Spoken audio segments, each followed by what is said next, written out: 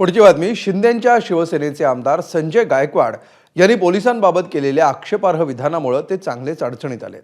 मुख्यमंत्र्यांनी दिलेला इशारा आणि बुलढाणा पोलिसांनी त्यांच्या विरुद्ध दाखल केलेल्या गुन्ह्यानंतर अखेर त्यांनी दिलगिरी व्यक्त केली. मात्र दिलगिरी व्यक्त करतानाही आपल्या वक्तव्यावर ठाम असल्याचं त्यांनी म्हटलंय. दुसरीकडे उपमुख्यमंत्री एकनाथ शिंदेंनीही त्यांचे कान टोचले असून वर्दीचा मान राखण्याचा सल्ला दिलाय. पाहूया याविषयीचा सविस्तर रिपोर्ट. या राज्यातल्या पोलिसांनी देशातल्या पोलिसांनी इमानदारी काम कधी केलं ना तर या जगाची सगळी गंदगी खतम होईल. 50 लाख कधी पकडले ते 50 झालं दाखवतो. हे वर्ष फक्त मी काही आरामपणे करणार नाही, इमानदारी ड्युटी करीन तर सगळे सुतासारखे सरळ होऊन जाते. हे आहेत शिंदेंच्या शिवसेनेचे बुलढाण्याचे आमदार संजय गायकवाड. पोलिसांच्या कार्यक्षमतेवर शंका घेत त्यांच्या हफ्तेखोरीवर जाहीर टीका केल्याबद्दल त्यांचे कान टोचण्याचं काम सध्या महायुतीच्या नेत्यांनी सुरू केलंय. पोलिसांना इमानदारीचा सल्ला देणाऱ्या संजय गायकवाडांच्या वक्तव्यांना आवर घालण्याचा सल्ला मुख्यमंत्री आणि गृहमंत्री देवेंद्र फडणवीसांनी शनिवारी एकनाथ शिंदेंना दिला. मला असं वाटतं की पोलिसांच्या बद्दल असं बोलणं योग्य नाही आहे आणि मी स्वतः शिंदे साहेबांना सांगणार आहे की त्यांना कडक समज द्या.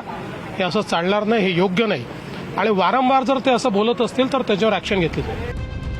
संजय गायकवाडांच्या या वक्तव्याची बुलढाणा पोलिसांनीही गंभीर दखल घेत स्वतःहून त्यांच्या विरोधात गुन्हा दाखल केला. पोलिसांबद्दल अप्रितीची भावना चेतवण्याच्या आरोपाखाली 3 वेगवेगळ्या कलमांतर्गत हा गुन्हा दाखल करण्यात आला. विशेष म्हणजे संजय गायकवाडांनी बुलढाण्यात आयोजित केलेल्या कार्यकर्ता मेळाव्याच्या पूर्वसंध्येलाच त्यांच्या विरोधात गुन्हा दाखल झाला. एकीकडे मुख्यमंत्र्यांनी दिलेला इशारा आणि दुसरीकडे पोलिसांनी दाखल केलेला गुन्हा, या पार्श्वभूमीवर उपमुख्यमंत्री एकनाथ शिंदेंनी गायकवाडांना कडक शब्दात समज दिली. कधी कधी भावनेच्या भरात संजय राव थोडा वाहून जातो.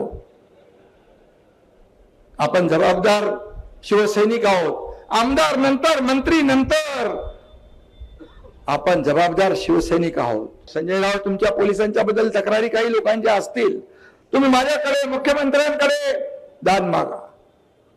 परंतु आपण खुलासा केलाय, आपल्या कुठल्याही वक्तव्यामुळे पोलीस दलात त्यांचं खच्चीकरण होता कामा नये, त्यांची प्रतिमा मलिन होता कामा नये. हे आपलं कर्तव्य आहे. शेवटी वर्दीचा आदर आपण केला पाहिजे. आनंद निगे साहेब नेहमी सांगायचे. तर विरोधकांनी गायकवाडांशी आपला संबंध नसल्याचं सांगत त्यांच्या बोलण्यातल्या आशयाकडे लक्ष वेधण्याचा प्रयत्न केला.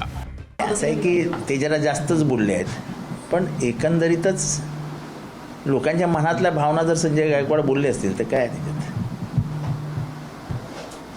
तुम्ही त्यांच्या विधानाचं समर्थन? मी कधीच कोणाच्या विधानाचं समर्थन करत नाही. मी माझ्या विधानावर ठाम असतो. त्यांच्या विधानाचं समर्थन करण्याचं काही कारणच नाही. ते काय माझे काय नातेवाईक आहेत का, माझ्या पक्षात आहेत का, माझा काय त्यांच्याशी संबंध आहे. त्यांच्या पक्षातला माणूस आहे, त्यांनी त्यांचं बघावं. हे सगळं झाल्यानंतर अखेर गायकवाडांना आपल्या बोलण्यातली चूक लक्षात आली. त्यांनी जाहीर दिलगिरी तर व्यक्त केलीच, पण आपल्या वक्तव्यावर ठाम राहून. माझं वक्तव्य हे काही संपूर्ण महाराष्ट्रातल्या पोलिसांचं धैर्य खचवणं, त्यांचं धाडस, साहस, पराक्रमाचा अपमान करण्याकरता नव्हतं. जे अनुभव माझ्यासोबत त्या ठिकाणी झालेले होते ते अनुभवच मी त्या ठिकाणी मांडले आणि माझ्या या शब्दामुळे जर महाराष्ट्रातल्या पोलिसांचं किंवा महाराष्ट्र सरकारची जर त्याच्यामध्ये अशी नाचक्की होत असेल तर मी महाराष्ट्र पोलिसांची जाहीरपणे दिलगिरी व्यक्त करतो. पण मी जे काही वक्तव्य केलं होतं ते मी अनुभवलेलं आहे. माझ्या परिवारात आमच्यासोबत तसं झालेलं आहे आणि त्याच्यामुळे आपण ते बोललेलो आहोत. महाराष्ट्र पोलिसांवर आपण ताशेरे ओढले तर तो विषय महाराष्ट्र पोलिसांचा नाही आहे, तो आपल्या स्थानिकचा विषय त्या ठिकाणचा होता आणि त्या स्थानिकच्या मुद्द्यावर मी ठाम आहे. वक्तव्यावर ठाम राहून व्यक्त केलेल्या या दिलगिरीनंतर आता हे प्रकरण शांत होणार की आणखी तापणार हे पाहणं महत्त्वाचं असेल. महाराष्ट्रातल्या प्रामाणिक, कर्तव्यदक्ष आणि भ्रष्टाचारमुक्त पोलिसांच्या प्रतिमेवर शिंतोडे उडवण्याच्या या प्रकाराचा सर्व स्तरातून निषेध होतोय. आता संजय गायकवाडांवर दाखल केलेल्या गुन्ह्याबाबत पोलीस पुढे काय पावलं उचलतात आणि अकार्यक्षमतेचा गायकवाडांनी केलेला आरोप चोख कारवाई करून त्यांच्याच घशात घालतात का, हे लवकरच कळेल. बुलढाण्याहून संजय महाजनसह ब्युरो रिपोर्ट, एबीपी माझा. एबीपी माझा, उघडा डोळे बघा नीट.